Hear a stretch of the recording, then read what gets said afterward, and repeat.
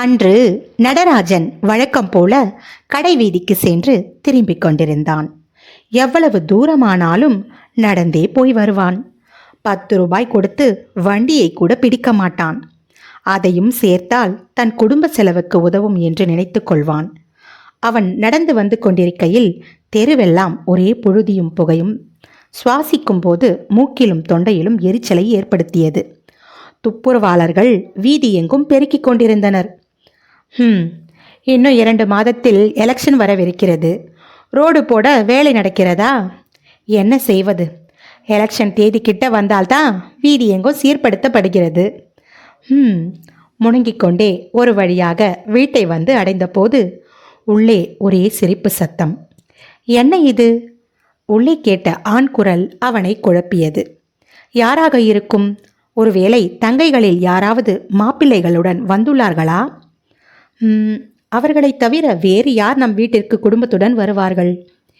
ஏனென்றால் அந்த வீட்டிற்கு தலைவன் இல்லை. ஒரு வீட்டின் தலைவன்தான் அந்த வீட்டின் மதிப்பிற்கும் மரியாதைக்கும் வழிவகுக்கிறான். அந்த வீட்டின் தலைவன் சரியில்லை என்றால் அந்த வீட்டிற்கும் வீட்டில் உள்ளவர்களுக்கும் என்றுமே மதிப்பிருக்காது. அவன் இருந்தும் இல்லாதது போலத்தான். என்ன செய்வது? அந்த தெருவாசிகள் எல்லோருக்கும் தலைவன் இல்லாத குடும்பம்தானே என்ற அலட்சியம். அன்று அவர்களின் தந்தை இந்த குடும்பத்தை விட்டு போகும்போது எல்லாம் சின்ன சின்ன பிள்ளைகள். நடராஜன் மட்டுமே ஓரளவு புத்தி தெரிந்த பிள்ளை. அன்று சிவகாமி கதறி துடித்தது நடராஜனுக்கு இன்று நினைத்தாலும் கண்ணீர் வரும். நம்மளையெல்லாம் விட்டுட்டு எங்கேயோ போயிட்டாருடா அந்த மனுஷன். சோகத்தின் உச்சத்தில் அவனின் அம்மா கலங்கிய போது அவன் 12வது படித்து கொண்டிருக்கிறான். தங்கைகள் தம்பி எல்லாம் சிறிய சிறிய பிள்ளைகள். அன்று ஒரு நாள் அப்பா அம்மாவுடன் சண்டை பிடித்து கொண்டிருந்தார். எப்போதும் நடக்கும் சண்டைதான் என்று நடராஜன் பக்கத்து அறையில் படித்து கொண்டிருந்தான். ஆனால் அது எதற்காக என்று அன்று அவனுக்கு புரியவில்லை. அதன் பிறகுதான் அவனுக்கு புரிந்தது. அம்மாவிடம் விவாகரத்து கேட்டுத்தான் சண்டை நடக்கிறது என்று தன் தந்தை வீட்டை விட்டு வெளியேறிய பின்புதான் அவன் புரிந்து கொண்டான். அவர் இப்படி இவர்களை உதறிவிட்டு போவார் என்று நடராஜன் சிறிதும் நினைக்கவில்லை. ஒரு தம்பி, தங்கைகள் 2 பேர். 4 பிள்ளைகளை வைத்துக்கொண்டு நான் என்ன செய்வேன் என்று அம்மா புலம்பி தீர்த்தது இன்றளவும் நினைவிருக்கிறது. அந்த நினைவுகள் அடிக்கடி அவன் மனதில் எழும்போது அவனுக்குள் அலுப்பாக இருக்கும். அழகான மனைவியும் முத்தான பிள்ளைகளும் இருக்கிற போது ஒரு மனிதனுக்கு இன்னொரு பெண்ணுடன் என்ன தொடர்பு வேண்டியிருக்கிறது? அவன் தன் அப்பாவை திட்டாத நாட்கள் இல்லை. தன் தந்தை போன பின்பு குடும்ப பொறுப்புகள் அவன் தலையிலும் சேர்ந்து விழுந்தது. சிவகாமி காலையில் டிஃபன் கடை வைத்தாள். வீட்டின் வெளியில் சிறியதாய் இடம் ஒதுக்கி அதில் வரும் வருமானத்தில் பிழப்பை நடத்தினார்கள். நடராஜன் ஒரு மளிகை கடையில் வேலைக்கு சேர்ந்தான். அவன் தலைச்சன் பிள்ளையாக பிறந்துவிட்ட பாவம் படிக்கும் ஆசையை குழி தோண்டி புதைத்துவிட்டு குடும்ப சுமையை ஏற்க வேண்டியதாயிருந்தது. தன் தந்தை தங்கள் குடும்பத்துக்கு இழைத்த துரோகத்திற்கு பரிகாரமாக தனக்கு பெண் வாடையே கூடாது என்று முடிவு செய்தான். வருடங்கள் கடந்தது. அவர் எங்கு இருக்கிறார் என்று இதுவரை தெரியவில்லை. போனவர்தான். தற்போது நடராஜன் ஒரு சிறிய மளிகை கடையை சொந்தமாக நடத்தி வருகிறான். 2 தங்கைகளுக்கும் திருமணம் நடத்திவிட்டான்.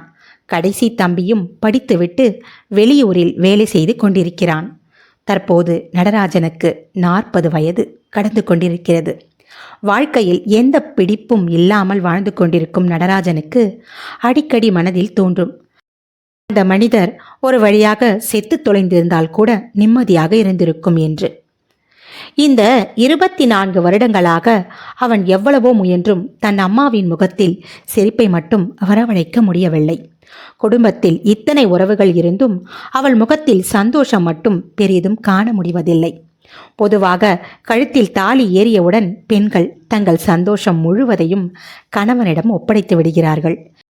இதில் ஒரு சில கணவர்கள் முழுவதுமாய் அவர்களுக்கு திருப்பி தந்து தன் சந்தோஷத்தையும் சேர்த்து அவர்களிடம் காண்கிறார்கள்.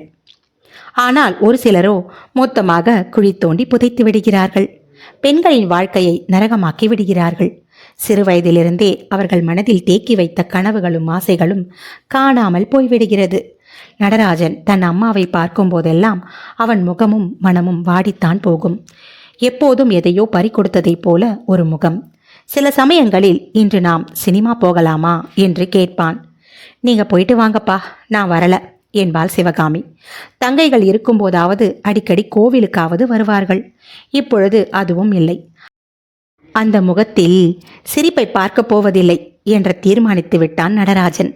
தங்கைகள் திருமணம் முடிந்து சென்றதிலிருந்து சிவகாமி இன்னமும் மோசமாகிவிட்டாள். நடராஜனோ அவர்களை எப்படி சரி செய்வது என்று தெரியாமல் தத்தளித்தான். ஆனால் அவனுக்கு ஒரு விஷயத்தில் மட்டும் தன் அம்மாவின் மீது கோபமாக இருந்தது. இன்று வரை நாள் தவறாது தாலி கயிற்றில் மஞ்சள் அரைத்து பூசிக்கொள்வாள். தினமும் பூஜை செய்து அதில் குங்குமம் இட்டு கொள்வாள். இதை பார்க்கும்போது நடராஜனுக்கு எரிச்சல் தான் மூளும். இப்போது அத்தாலியை கட்டியவனே இல்லை என்று ஆகிவிட்டது. இன்னமும் என்ன பதிபக்தி வேண்டியிருக்கிறதாம் என்று மனதிற்குள் புரிந்து தள்ளுவான். ஆனால் வாய் திறந்து அவன் எதையும் சொன்னதில்லை. பாவம் அம்மா, ஏமாற்றிச் சென்ற தந்தையை நினைத்து அவள் ஏற்கனவே நொந்து போயிருக்கிறாள். தான் வேறு அவர்கள் மனதை மேலும் ரணமாக்க வேண்டுமா என்று நினைத்து தன் கோபங்களை உள்ளுக்குள் அடக்கிக் கொள்வான். வேறு என்ன செய்வான்? வெளியில் சிரிப்பு சத்தம் கேட்பதை கேட்டுக்கொண்டே திறந்திருந்த கதவின் வழி உள்ளே நுழைந்தான். நுழைந்தவனுடைய கால்கள் அப்படியே பூமியிலேயே புதைந்து போயின. அவன் விழிகளும் அசைவுற்று போயின. அவன் உள்ளமோ எரிமலையாய் வெடித்தன. நடராஜா, வாடா வா, இங்க பாரு, யாரு வந்திருக்காங்க பாரு. அம்மா சிவகாமியின் குரல் ஆனந்தமாய் ஒலித்தது. இதுவரை அவள் புலம்பல்களையே கேட்டு வளர்ந்திருந்தவனுக்கு இன்று ஏனோ அக்குரலில் தெரிந்த சந்தோஷமும் உற்சாகமும் வித்தியாசமாக கேட்டன. என்னடா அப்படியே மரம் மாதிரி நிற்கிற? இங்க பாருடா, யார் வந்திருக்காங்கன்னு. வாடா. நடராஜன் அவரையே பார்த்தான். நடராஜா, என்னப்பா அப்படி பார்க்குற? யாருன்னு தெரியுதா? அப்பாடா, அப்பா வந்திருக்காருடா. என்ன, நம்ம நடராஜனா இது? அருகில் வந்த சிவகுமார் அவனை ஏற இறங்க பார்த்துவிட்டு, என்ன சிவகாமி, என்னை விட அதிகமாக தலையெல்லாம் நரைச்சி போயிருக்கே. என்னடா, தலைக்கு ஏதாவது டை அடிச்சிக்க வேண்டியது என்று சொல்லி அட்டகாசமாக சிரித்தவரை குரோதமாக பார்த்தான் நடராஜன். ஏன் சொல்ல மாட்டீங்க? உங்கள் பொறுப்பையெல்லாம் ஏன் தலையில் கட்டிட்டு போயிட்டீங்க. இத்தனை வருஷம் என்னை நாயா பேயா அலைய வச்சுட்டு இப்போ வந்து கேட்க மாட்டீங்க கேட்க. அவரை கோபமாய் மறுத்து பேச அவனுடைய நா துடித்தது. ஆனால் அருகில் அவனின் தாய் ஆனந்தமாய் சிரித்து கொண்டிருப்பதை பார்த்து அவன் உள்ளம் அமைதியானது. என்னடா, அப்பா கேட்கிறாரில்ல, பதில் சொல்லு. சிவகாமியை ஆச்சரியமாய் பார்த்தவன் இவ்வளவு காலமாக உற்சாகமாக பேசுவதையே மறந்தவள் இன்று இப்படி பேசுவதேன்? ஒரு முகமலர்ச்சியுடன் சிரித்து கொண்டிருப்பதேன்? நடராஜன் உள்ளுக்குள் குமைந்தான். அவன் வாயிலிருந்து எந்த வார்த்தையும் வரவில்லை. சிவகுமார் அமைதியாக மீண்டும் சிவகாமியின் அருகினில் சென்று நின்று கொண்டார். இத்தனை காலம் தன் கணவன் உடன் இல்லாமல் கணவனே கண்கண்ட தெய்வம் என்று தன் தாலியை கணவனாக நினைத்து கடவுளே கதி என்று வாழ்ந்தாகிவிட்டது. இப்பொழுது இந்த உபயோகமற்ற மனிதருக்காக அந்த தவத்திலிருந்து கலைவானேன்? நடராஜனுக்கு வெறுப்பாய் வந்தது. தொலைந்தொழியுங்கள். அதற்கு மேல் அவர்கள் இருவரையும் பார்க்க விரும்பாதவனாக விறுவிறுவென்று நேராக உள்ளே நடந்தான். குளியலறைக்குள் நுழைந்தான். நுழைந்த பின் தோன்றிற்று, பேசாம நாம் அப்படியே வெளியே நடந்திருக்க வேண்டும். என்ன செய்வது? அந்த அறையின் தனிமையில் புலம்புவதை தவிர வேறு எதுவும் தோன்றவில்லை நடராஜனுக்கு. தன் தாயின் முகம் அவன் கண்களுக்குள் வந்து வந்து போனது. தன் தாய் தனக்கு நினைவு தெரிந்த நாளாய் கஷ்டத்தை தவிர வேறு எதையும் அனுபவிக்கவில்லை. தன் தந்தை உடன் இருந்த போதும் அவள் சுகமடையவில்லை. எந்நேரமும் சிவகாமியை ஏதாவது சொல்லி நோகடிப்பதே சிவகுமாரின் வேலை. அவளை தவறாக பேசி அடிப்பது, அது மட்டுமின்றி அவளை சந்தேகிக்கவும் செய்வார். அவள் தந்தை இல்லாத ஒரு குடும்பத்தில் பிறந்தவள். இளமையில் கஷ்டங்களை மட்டும் பார்த்தவள். இவரை நம்பி காதலித்து பின்பு திருமணம் முடித்து 4 குழந்தைகளுக்கு தாயுமாகி இவருடன் இத்தனை வருடம் போராடி வாழ்ந்து இவர் பிரிந்த பின்பும் இவர் நினைவுடன் வாழ்ந்து இதோ இன்றளவும் ஓயாமல் உழைத்து தங்களுக்கு துணையாய் நின்ற தாய் இன்று இப்படி மாறுவானேன்? அவள் மனதில் என்ன இருக்கிறது? இதுவரையிலும் நடராஜனுக்கு புரியவில்லை. எங்கேயோ சென்ற தன் நினைவை அடக்கியவன் வெளியில் சென்று அவரை விரட்டி அடிக்கலாமா என்ற யோசனையில் கலைந்த தன் ஆடைகளை எடுத்து கம்பியில் போட்டு சோப்பினை எடுத்து தன் உடலெங்கும் தேய்த்தான். அவன் மனம் தவித்தது. இந்த சூழ்நிலையை எப்படி கையாள்வது என்று புரியாமல் தவித்தான் நடராஜன். தன் அப்பா தங்களை விட்டு போன பிறகு அவர்கள் எல்லோரும் அங்கு இருக்க விரும்பவில்லை. அங்கிருந்து வேறு ஊருக்கு வந்து பிழைப்பை நடத்தினார்கள். சிவகாமி பாடுபட்டாள். தன் அம்மா மட்டும் இந்த குடும்ப சுமைகளை முழுவதுமாக சுமக்கக்கூடாது என்று அவன் தன் படிப்பையும் விட்டுவிட்டு வேலைக்கு போனான். கிடைத்த வேலைகளை எல்லாம் செய்து பொறுப்பாக தன் தங்கைகளுக்கெல்லாம் கல்யாணம் பண்ணி வைத்துவிட்டு தம்பியையும் நல்ல முறையில் படிக்க வைத்துவிட்டு அவனுக்கு வெளியூரில் வேலை ஏற்பாடு செய்து கொடுத்து இதுவரை தன் அம்மாவுக்கு தன்னை காவல் நாயாகவே மாற்றிக்கொண்டு ஏனோ அதற்காகவே தான் பிறவி எடுத்தது போல வாழ்ந்து கொண்டிருப்பதை நினைத்து அவன் விழிகள் லேசாக கலக்கம் கொண்டன. அவன் உடலில் சோப்பு நுரை காய்ந்து போய் கொண்டிருந்தது. எங்கோ சென்ற யோசனையை மீட்டெடுத்தவன், எல்லாவற்றிற்கும் அர்த்தமே இல்லாது போய்விட்டதே. தன் அப்பாவை பார்த்ததும் கோபம் கொள்ளாமல் அவருடன் சகஜமாக பேசிக்கொண்டிருந்த தாயை பார்த்து நாக்கு பிடுங்க 4 கேள்வி கேட்க வேண்டும் போல இருந்தது நடராஜனுக்கு. ஆனால் தனக்குள் எழுந்த உணர்வுகளை அப்படியே அடக்கிக் கொண்டு தன் மேனியில் தண்ணீரை ஊற்றி குளிர வைத்தான். நீண்ட பெருமூச்செடுத்து பின் இனி தான் எதற்கு அம்மாவிற்கு? அதுதான் இப்போது அப்பாவின் துணை கிடைத்துவிட்டதே. அங்கு சிவகாமியின் சிரிப்பு சத்தம் மிகுதியாக ஒலித்தது. அந்த வீட்டின் ஒவ்வொரு அறையிலும் ஒலித்தது. இப்படி ஒரு சமயத்திற்காகத்தான் இன்றளவும் அம்மா காத்திருந்தாலோ? பெருமூச்சு விட்டபடி வெளியே வந்தவன் ஆடைகளை மாற்றிக்கொண்டு வேகமாக வாயிலை நோக்கி நடந்தான். சிவகாமி எழுந்து ஓடி வந்தாள். நடராஜா! நின்றவனை பார்த்து, சாப்பிடாம எங்கப்பா போற? வாப்பா, அப்பா உனக்காகத்தான் சாப்பிடாம காத்துக்கிட்டு இருக்காரு. தன் அம்மாவை பார்த்தவன் அவள் பரிதவிப்பான முகத்தால் சற்றே இலகிய மனதை மீண்டும் இரும்பாக்கிக் கொண்டு கர்வத்துடன் பதில் பேசாமல் வெளியே போனான். சிவகாமியின் முகம் வாட்டமானது. விடு சிவகாமி, அவனை தொந்தரவு செய்யாதே. அவன் கோபம் நியாயம்தானே. இத்தனை வருஷம் உங்களை எல்லாம் தவிக்க விட்டுட்டேன். அவனுக்கு என் மீது கோபம் இருக்கத்தானே செய்யும். விடு. சரி வா சிவகாமி, நாம் சாப்பிடலாம். சிவகாமிக்கு சாப்பிட மனமில்லை. அவள் மனம் தன் பிள்ளையின் பின்னே சென்று கொண்டிருந்தது. இருந்தும் பல வருடம் பிரிந்த கணவர் மீண்டும் வந்து தன் அருகில் அமர்ந்து பரிவுடன் பேசுவதை கண்ட சிவகாமிக்கு பரிதவிப்பாயிருந்தது. சரி வாங்க சாப்பிடலாம். இருவரும் அமர்ந்து ஒன்றாக சாப்பிட்டனர். மாலை வேளையானது. வெளியே சென்ற நடராஜன் வீடு திரும்பவில்லை. சிவகாமி வழிமேல் விழி வைத்து காத்து கொண்டிருந்தாள். நடுசாமமானது.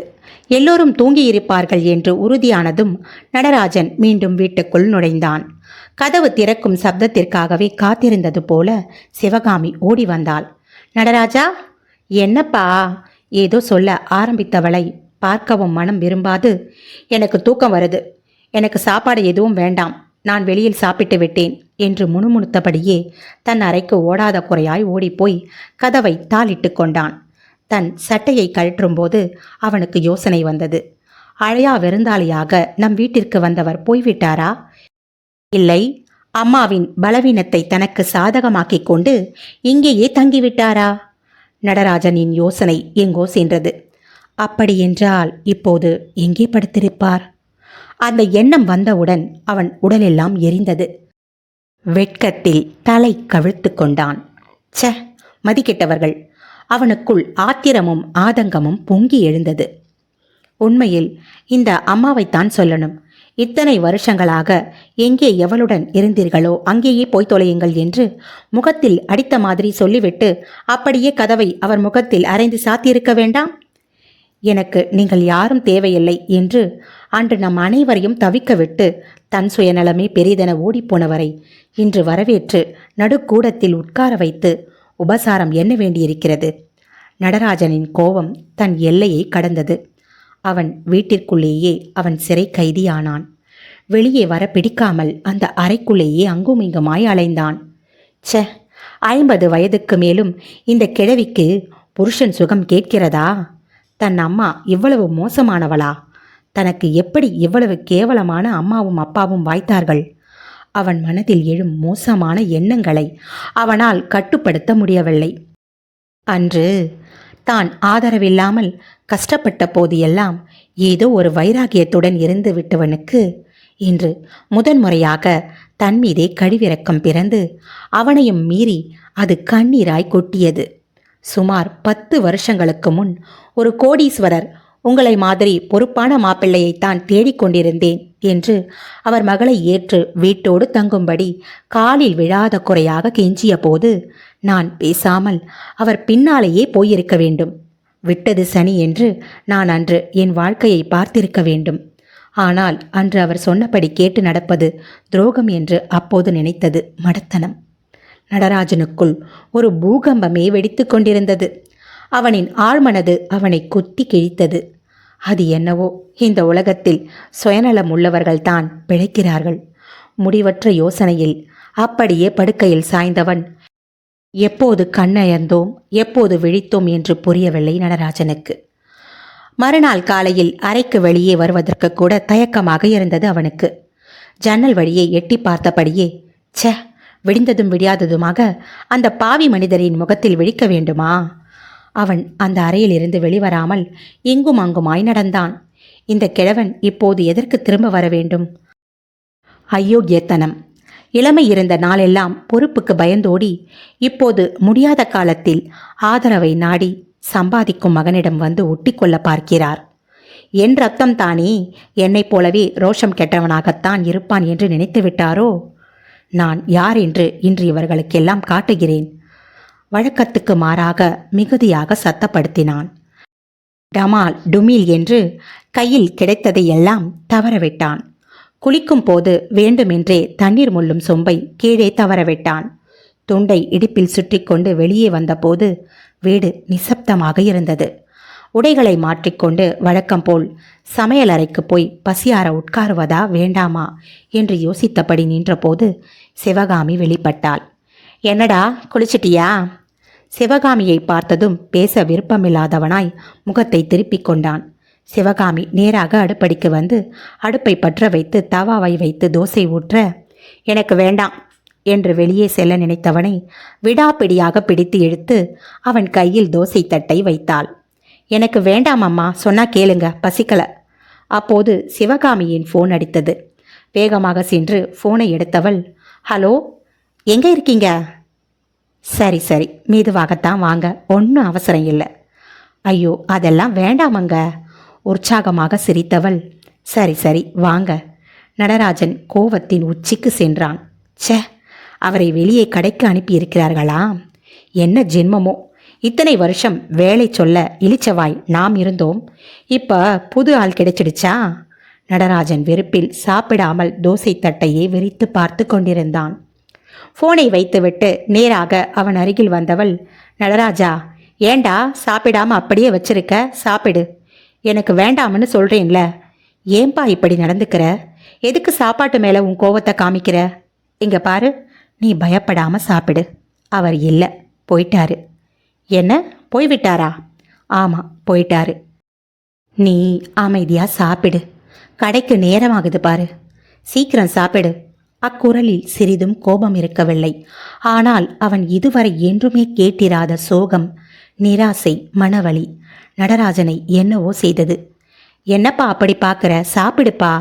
நடராஜன் தன் அம்மாவை உற்று பார்த்தான். கண்கள் எல்லாம் கலக்கமாய் முகவாட்டத்துடன் பரிதாபமாக நின்றவளை தான் ஏதோ அசிங்கமாக நினைத்ததை எண்ணி அவமானம் ஏற்பட்டது. அவன் உள்மனம் அவனை குத்தி கிழித்தது. நேற்று என்றுமில்லாத கலகலப்புடன் பேசிய தாய் ஒரே இரவில் இவ்வளவு மூப்படைந்து போனது எதனால்? யாரால்? அவன் யோசனையில் புறையேற, மெதுவாப்பா, பார்த்து சாப்பிடு. தலையில் தட்டி தண்ணீர் சொம்பை வாயருகே கொண்டு சென்றவளை பரிதாபமாக பார்த்தான். என்னப்பா அப்படி பார்க்குற? எனக்கு தெரியும் அவர் இங்கே வந்தது உனக்கு பிடிக்கலன்னு. அதான் உன் மனசுக்கு பிடிக்காத காரியத்தை எதுக்கு செய்கிறதுன்னு வீடு தேடி வந்தவரை அனுப்பிட்டேன். இதை சொல்லும் போதே தன் அம்மாவின் கண்கள் கலங்கியதை உணர்ந்தான். அவனின் உள்ளம் தவித்தது. தன் அம்மா தன்னை ஓங்கி அறைந்திருந்தால் கூட அவனுக்கு இவ்வளவு வேதனையாக இருந்திருக்காது என்று தோன்றியது. இத்தனை காலம் அம்மாவின் முகத்தில் எப்படியாவது சிரிப்பை பார்த்துவிட வேண்டும் என்று அவன் ஆசைப்பட்டது அவன் கண் முன்னே வந்து வந்து போனது. முன்பு எப்போதோ ஊர் திருவிழாவில் தன் அம்மாவை குஷிப்படுத்த அங்கு ரங்கராட்டினத்தில் உட்காரும்படி வற்புறுத்தியும் அவள் அதில் உட்காரவில்லை. தன் சக்திக்கும் மீறி விலையுயர்ந்த புடவை ஒன்றை வாங்கி வந்து தன் அம்மாவிற்கு பரிசளித்த போதும் அவள் உதடுகள் மட்டுமே போலியான மகிழ்வை தந்தது. அவளின் உள்ளம் சோகமாகவே இருந்தது. நடராஜன் கண்களுக்கு அவை அனைத்தும் ஞாபகம் வந்தது. இதுவரை தன் அம்மாவை சிரிக்க வைக்கும் முயற்சியில் எப்பொழுதும் தோல்வித்தான். இன்று வரை எதுவுமே பலனளிக்காது போன பின்பு மெல்ல மெல்ல தன் அம்மாவைப் போலவே தானும் சிரிப்பை மறைந்து வாழ கற்றுக்கொண்டதை நினைத்து கொண்டான். நடராஜா, நடராஜா, என்னப்பா யோசனை? கடைக்கு லேட்டாகுது பாரு, சீக்கிரம் சாப்பிடு. துக்கம் தொண்டை வரை எழவே உணவோ அவன் தொண்டைக்குழியில் இறங்க மறுத்தது. போதும்மா என்று தன் கைகளை அலம்பிக்கொண்டு விறுவிறுவென வீட்டிலிருந்து வெளியேறினான். சிவகாமி தனக்குள்ளேயே மெல்லிய புன்னகையிட்டு ஹாலில் வந்து ஷோபாவில் அமர்ந்தாள். நேற்று நடந்தது மீண்டும் அவள் கண்முன் நிழலாடியது. சிவக்குமார் உணவை ருசித்து ருசித்து உண்டார். சாப்பிட்டு முடித்ததும் அருகில் அமர்ந்து, சிவகாமி, உன் கையால் எப்படி சாப்பிட்டு எத்தனை வருஷமாகுது? சிரித்தவர், உன் கைச்சுவை அப்படியே உள்ளது, மாறவே இல்லை சொல்லிவிட்டு மீண்டும் சிரித்தார். சிவகாமிக்கு ஏனோ சிரிக்க தோன்றவில்லை. நீண்ட பெருமூச்செடுத்தவள், நான் மாறாம அப்படியே தான் இருக்கேங்க, உங்களுக்கு இப்பத்தான் அது புரியுது. சிவகாமி இப்படி சொன்னதும் சிவக்குமாரின் மனது குற்ற உணர்வில் தவித்தது. அவன் எதுவும் பேச முடியாமல் அமைதியானான். என்னங்க அமைதியாயிட்டீங்க? சிவகாமி சிவக்குமாரை விழி விலகாமல் பார்த்தாள். நான் ஒன்று சொன்னா கோவிக்க மாட்டீங்களே? சொல்லு சிவகாமி, இதுவரை நீ சொல்வதை எதையும் நான் பெருசா கேட்கவில்லை. அது எவ்வளவு பெரிய முட்டாள்தனம்னு இப்பத்தான் எனக்கு புரியுது.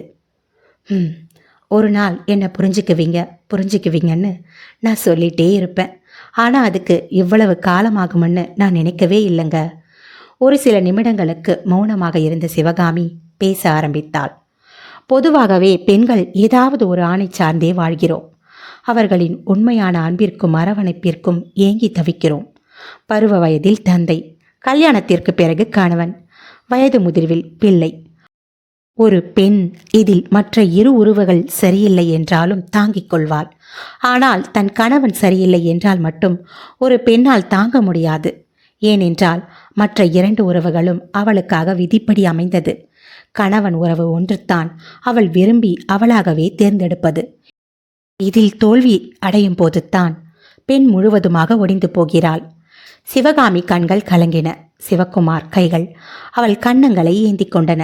சிவகாமி, நம்முடைய இத்தனை வருட திருமண வாழ்வில் உங்களுக்கு நான் என்னவாக இருந்திருக்கிறேன் என்று அன்று நீங்கள் என் மீது காட்டிய வெறுப்பில் புரிந்து கொண்டேன். இதுவரை உங்கள் மீது உண்மையான அன்பை வைத்திருந்த என் மேல் வார்த்தைகளில் நெருப்பை அள்ளி வீசினீர்கள். அதையும் தாங்கிக் கொண்டேன். சின்ன சின்ன விஷயங்களுக்கெல்லாம் உணர்ச்சி வசப்படக்கூடியவள் நான். உங்கள் பேச்சுக்கள் ஒவ்வொன்றும் எனக்கு நரகத்தை தந்தது. என்ன செய்வது? நான் தேர்ந்தெடுத்த வாழ்க்கைத்தானே, அதன் வழிகளை நான் அனுபவித்துத்தானே தீர வேண்டும். அன்று நீங்கள் என்னை முழுவதுமாக வெறுத்து ஒதுக்கிய போது நான் என் வாழ்க்கையை வெறுத்துவிட்டேன். பைத்தியம் பிடித்தவளைப் போல மாறிவிட்டேன். கோவில் கோவிலாக அலைந்து திரிந்து கண்ணீர் விட்டு கொண்டிருந்த எனக்கு உங்கள் மகள்தான் புரிய வைத்தாள். அவள் சிறிய பிள்ளை இருந்தாலும் என்னை பார்த்து அவள் கேட்டாலே ஒரு கேள்வி, அம்மா, எந்த நேரமும் இப்படி ஏன் அழுது கொண்டிருக்கிறாய்? இல்லையம்மா, நான் அப்பாவின் மீது எவ்வளவு அன்பும் காதலும் வைத்திருந்தேன். அவரும் அதேபோல் என் மீது அன்பு வைத்திருப்பார் என்று தானே நினைத்தேன். ஆனால் உங்கள் அப்பா என்னை எப்படி கஷ்டப்படுத்துவார் என்று நினைக்கவில்லை. எனக்கு வாழவே பிடிக்கலை. ஏம்மா இப்படி பேசுறீங்க? அம்மா, இப்படியே எத்தனை நாள் அழ போறீங்க? அவரும் மாறப்போறதில்ல. அவர் உங்கள் மீது அன்பா இல்லை என்றால் விடுங்கள். இதுவரை உங்கள் அன்பை புரிந்து கொள்ள தெரியாதவர்களுக்காக நீங்கள் அழுதது போதும். இனிமேல் உங்கள் மீது உயிரையே வைத்திருக்கும் எங்களுக்காக சிரியுங்கள்.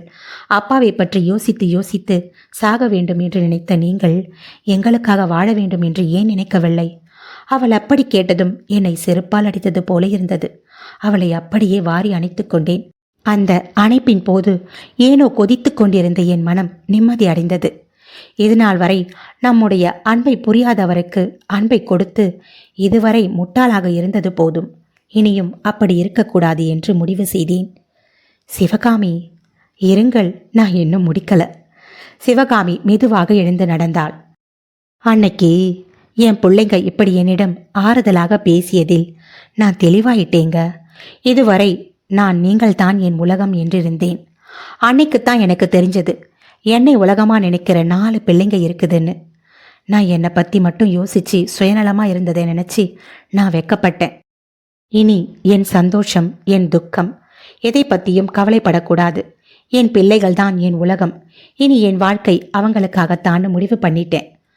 அன்பான பொண்டாட்டி, அழகான குழந்தைங்க, இந்த வாழ்க்கையை அழகா வாழ உங்களுக்கு கொடுத்து வைக்கலங்க. நீங்கள் உங்களை பற்றி மட்டுமே யோசிச்சு உங்களுக்கு முக்கியத்துவம் கொடுத்து அழகான சந்தோஷமான இந்த வாழ்க்கையை கெடுத்துக்கிட்டீங்க. சிவகுமார் அமைதியாக இருந்தார். இங்க பாருங்க, இத்தனை வருஷம் ஓடிப்போச்சு. இனிமேல் எனக்கு என்ன இருக்கு? நம்ம பொண்ணுங்க 2 பேருக்கும் கல்யாணம் பண்ணி கொடுத்துட்டேன். நம்ம கடைசி பையன் கூட வேலை பார்க்குற இடத்துல ஒரு பொண்ணை விரும்பிக்கிட்டு இருக்கான். அந்த பொண்ணு வீட்லேயும் சம்மதம்தான். நடராஜனுக்காக தள்ளி போயிட்டு இருக்கு. சீக்கிரம் நம்ம பெரியவன் ஒரு பொண்ணை பார்த்து கல்யாணம் செஞ்சுட்டா சின்னவனுக்கும் கூடவே சேர்த்து முடிச்சிட வேண்டியதுதான். ஆனால் நடராஜன் தான் கல்யாணம் வேண்டாம்னு சொல்லிக்கிட்டு இருக்கான். நம்ம வாழ்க்கையில் நடந்த கசப்பான அனுபவங்கள் அவன் மனசை அதிகமாக பாதிச்சிருக்கு. அவன் கல்யாணத்து மேலேயே விருப்பம் இல்லாமல் இருக்கான். என்ன செய்யறது? எப்போ கல்யாண பேச்சை எடுத்தாலும் அவன் பிடி கொடுக்க மாட்டேங்கிறான். 2 நாள் முன்ன கூட ஒரு பொண்ணு வீடை பார்க்க போயிருந்தோம். வற்புறுத்தி தான் கூட்டிகிட்டு போனேன். ஆனால் பொண்ணுக்கு இவனை ரொம்ப பிடிச்சு போச்சு. அப்புறம் இவன் உண்மையை மறைக்கக்கூடாதுன்னு உங்கள் விஷயத்த சொல்லிட்டான். அவங்க இந்த சம்மந்தம் வேணாம்னு சொல்லிட்டாங்க. என்ன செய்யறது? நம்ம பொண்ணுங்களுக்கு சம்மந்தம் பேசுகிறப்பையும் இப்படித்தான் நடந்தது.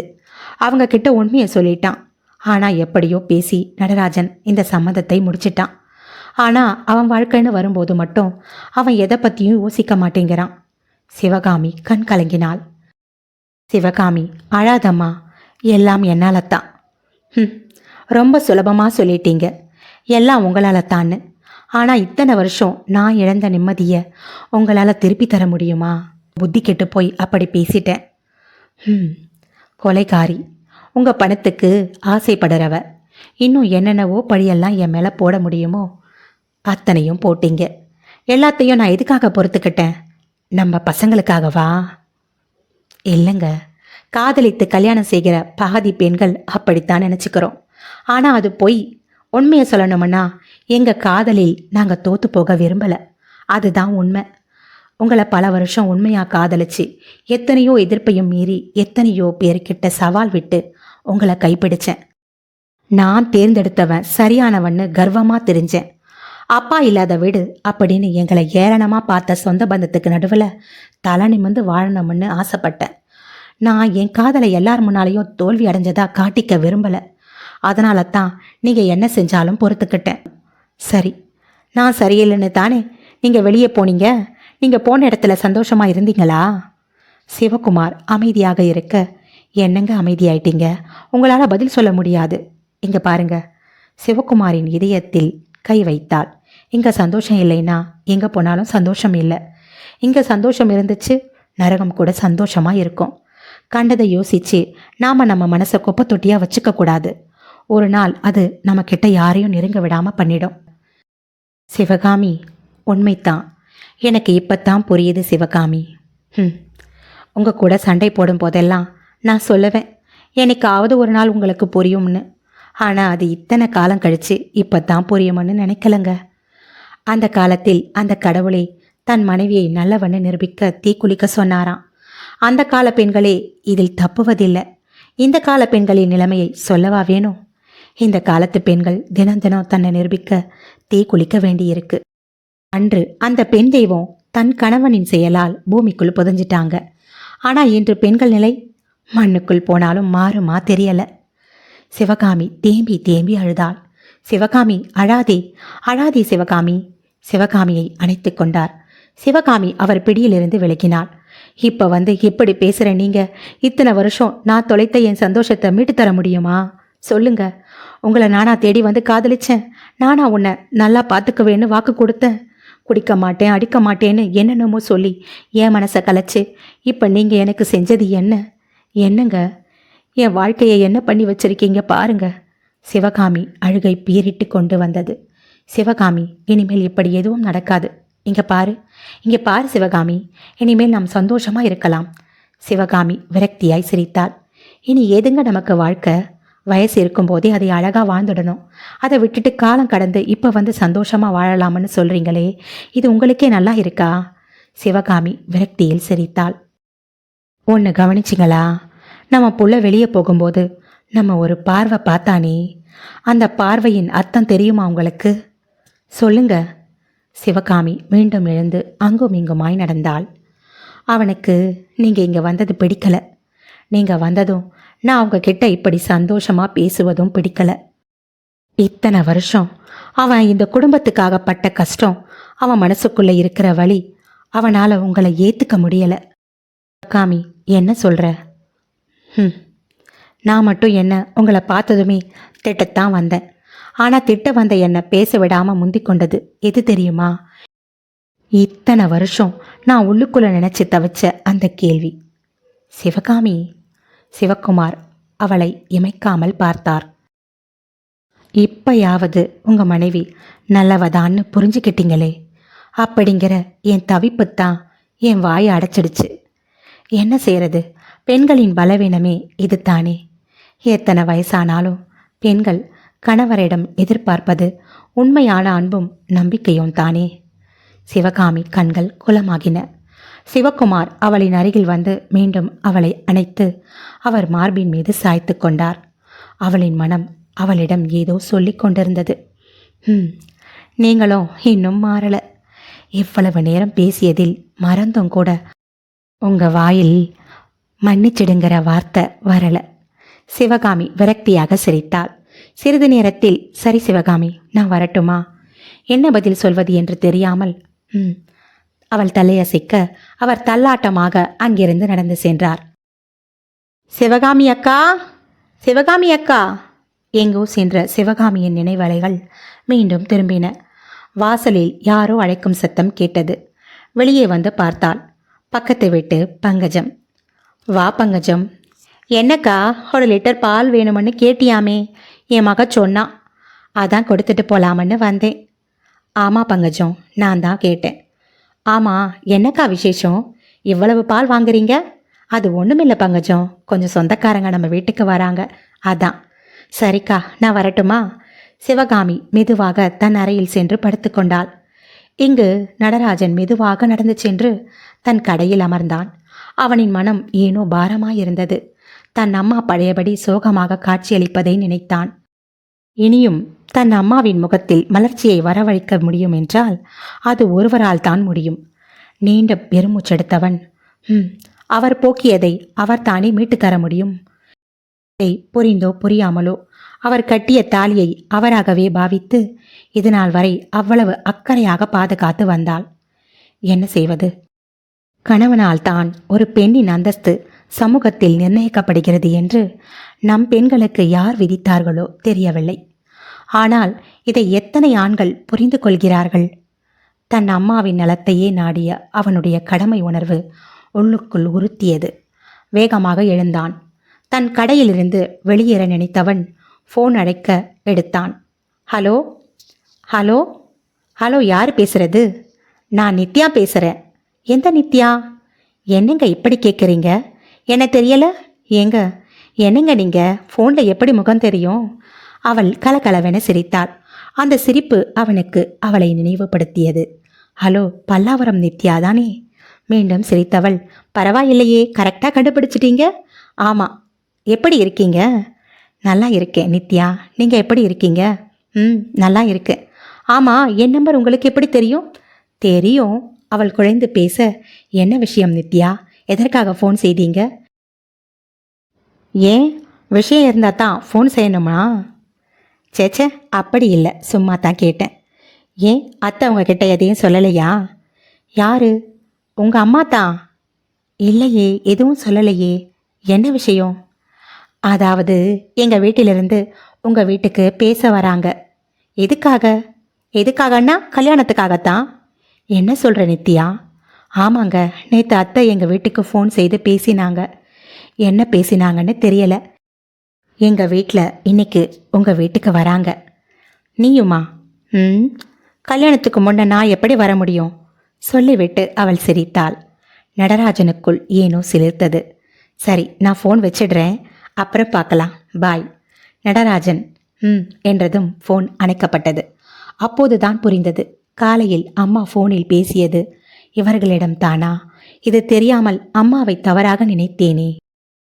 நடராஜன் மனது அவனை தலைக்குனிய செய்தது. அமைதியாக அமர்ந்தான். சிறிது நேர மௌனத்திற்கு பிறகு அவன் அங்கிருந்து எழுந்து எங்கோ வேகமாக நடந்தான். 10 மணி இருக்கும். சிவகாமி மெதுவாக எழுந்து மதிய உணவினை தயார் செய்ய துவங்கினாள். அம்மா, அம்மா!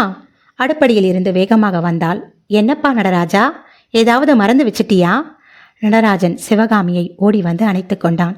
என்னப்பா, என்னாச்சு? எதுக்குப்பா அழுகிற? அம்மா, என்னை மன்னிச்சிடுமா. ஏன்பா, நீ என்னப்பா செஞ்ச? அம்மா, எனக்கு உங்கள் மேலே உண்மையான அன்பில்லம்மா. ஏன் தங்கமே, ஏன்பா அப்படி சொல்கிற? உன்னால தான் இந்த அம்மா இத்தனை காலம் இந்த உலகத்தில் வாழ்ந்த. பொறுப்பில்லாத சில பிள்ளைகளுக்கு நடுவே இத்தனை வருஷம் இந்த குடும்பத்தை கட்டி காப்பாத்தினவன் நீதானப்பா. அம்மா, இதுவரை உன் சந்தோஷம் எங்கிருக்குன்னு எனக்கு தெரியாமல் போயிடுச்சு. ஆனால் இப்போ அது எனக்கு தெரிஞ்சிடுச்சு. என்னப்பா சொல்கிற? சிவகாமி புரியாமல் பார்க்க, அப்பா உள்ள வாங்கப்பா. நடராஜன் சொன்னதும் சிவகாமி ஆச்சரியமாய் கண்கள் விரிய அந்த வாயிலை நோக்கினாள். சிவகுமார் மலர்ந்த முகத்துடன் உள்ளே வர சிவகாமி பூரித்து போனாள். சிவகாமி, நான் வந்துட்டேன், நான் திரும்ப வந்துட்டேன். சிவகாமி விழிக்கலங்க சிவகுமாரையே பார்த்து கொண்டிருக்க அவளின் கைகளை இறுக்கமாக பற்றியவர், சிவகாமி, என்னை மன்னிச்சிருமா. இதை சற்றும் எதிர்பார்க்காத சிவகாமி நீண்ட வருட போராட்டத்திற்கு பிறகு தன் காதலன் தனக்கு திரும்ப கிடைத்ததை எண்ணி அவரின் மார்பினை நனைத்தாள். சிவகாமி, இங்க பாரு சிவகாமி, இனி நீ எதுக்காகவும் அழக்கூடாது. அவள் கண்களை துடைத்து மீண்டும் அவளை அணைத்து கொண்டார். அருகில் இருந்த தன் பிள்ளையிடம் சென்றார். நடராஜா, இந்த அப்பாவை மன்னிச்சிருப்பா. என்னப்பா இதெல்லாம்? எனக்கு உங்க மேல கோபம் இருந்துச்சு. ஆனா இப்ப என் மனசுல நீங்க என் சின்ன வயசு அப்பாவா தான் தெரியுறீங்க. அப்போ என் அப்பாவை எனக்கு ரொம்ப பிடிக்கும். நடராஜன் சிவகுமாரை இறுக அணைத்து கொண்டான். ஏதோ ஒரு நிம்மதி சிவகாமியின் முகமனைத்தும் பரவியது. அவள் ஆனந்த கண்ணீர் வடித்தாள். அந்த அழகான குடும்பம் மீண்டும் ஒன்றாக இணைந்தது. இந்த கதையில் சிவகாமி ஒரு மனைவியாய் வென்றாளா, இல்லை ஒரு தாயாக வென்றாளா? உங்கள் கருத்து என்ன? என்னை பொறுத்தவரையில் ஒரு மனைவி ஒரு தாயாக தன்னை நினைக்கும் பொழுதுதான் அந்த குடும்பம் அழகாக நகர்கிறது. அவளுக்குள் எதையும் சமாளித்து வாழும் திறன் வருகிறது. ஆகவே ஒரு பெண் தாயாக இருப்பதால் தான் மனைவி ஸ்தானத்தை தக்க வைத்துக் கொள்கிறாள். பொதுவாக பெண்கள் பலவீனமான மனதுடையவர்கள். ஆண்கள் எவ்வளவு பெரிய தப்பை செய்தாலும் அதனை ஏற்று வாழ பழகியவர்கள். ஆனால் எல்லா பெண்களுக்கும் இது பொருந்தாது. ஒரு சில பெண்கள் மட்டுமே இப்படி ஆண்களை மன்னித்து மன்னித்து அவர்களை இன்னமும் ஆதிக்கமுடையவர்களாக மாற்றிவிடுகிறார்கள். ஒரு ஆணின் வாழ்வில் தன்னை ஈன்ற தாயை அடுத்து அவன் வாழ்க்கையில் முக்கியமான பங்கை வகிப்பவள் மனைவிதான். இன்னும் சொல்லப்போனால் தாய் கூட 25 வருடம். ஆனால் உங்களின் மனைவி உங்களின் வாழ்வில் இறுதி வரை உங்களுடன் சுகதுக்கங்களின் பங்கேற்று எந்த கோவிலுக்கு சென்றாலும் என் கணவன் நன்றாக இருக்க வேண்டும், என் பிள்ளைகள் நன்றாக இருக்க வேண்டும் என்று வேண்டுவாளை தவிர தனக்காக மறந்தும் வேண்டியதில்லை. பிள்ளைகளுக்கு முக்கியத்துவம் தரும் ஆண்கள் அதில் ஒரு சிறு துளி பங்கையாவது அவர்களை ஈன்றெடுத்து உங்களுக்கு அளித்த உங்கள் மனைவிக்கு கொடுங்கள். ஒரு நிமிடம் யோசித்து பாருங்கள், உங்கள் பிள்ளைகள் உங்களுடன் எவ்வளவு காலம் இருப்பார்கள்? அவர்களுக்கு திருமணம் நடைபெறும் வரையில். ஆனால் இறுதி வரை நீங்கள் அடித்தாலும் திட்டினாலும் அவர்களை காயப்படுத்தினாலும் உங்களுக்காகவே வாழ்ந்து உயிர் துறப்பவர்கள் உங்கள் வாழ்க்கை துணைதான். இது இருவருக்கும் பொருந்தும். பெண்களும் தங்கள் வாழ்க்கை துணையை எந்த சூழ்நிலையிலும் விடக்கூடாது. முடிந்தவரை இருவரும் அடுத்தவர்களுக்காக வாழாமல் உங்களுக்காக, உங்கள் குடும்ப சந்தோஷத்திற்காக ஒருவருக்கொருவர் விட்டு கொடுத்து வாழுங்கள்.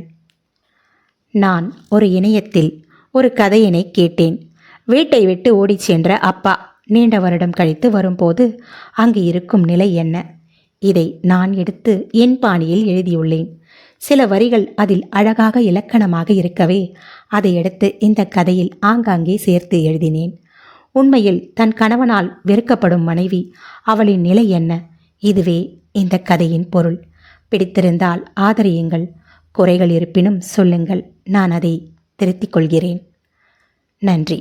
என்றும் நட்புடன் உங்கள் ஏமலதா தனசேகர்.